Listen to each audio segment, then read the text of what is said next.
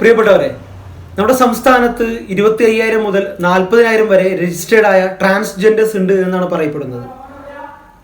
Transgenders ബന്ധപ്പെട്ട് സമഗ്രമായ സംസ്ഥാന പോളിസി രൂപീകരിച്ച ആദ്യ സംസ്ഥാനം കൂടിയാണ് കേരളം.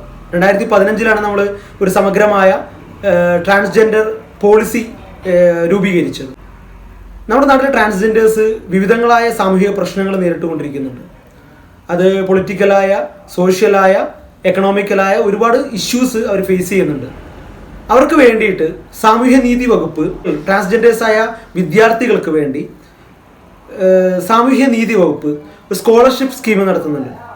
സ്കൂളുകളിൽ പഠിക്കുന്ന വിദ്യാർത്ഥികൾക്ക് 1000 രൂപയും, +1 +2 പഠിക്കുന്ന വിദ്യാർത്ഥികൾക്ക് 1500 രൂപയും, കോളേജുകളിൽ പഠിക്കുന്ന വിദ്യാർത്ഥികൾക്ക് 2000 രൂപയും എന്ന രീതിയിൽ സ്കോളർഷിപ്പ് വിദ്യാർത്ഥികൾക്ക് നൽകുന്നുണ്ട്. ഈ സ്കോളർഷിപ്പ് ലഭിക്കുന്നതിന് കേവലം ട്രാൻസ്ജെൻഡർ ഐഡന്റി കാർഡ് മാത്രമേ ആവശ്യമായിട്ടുള്ളൂ.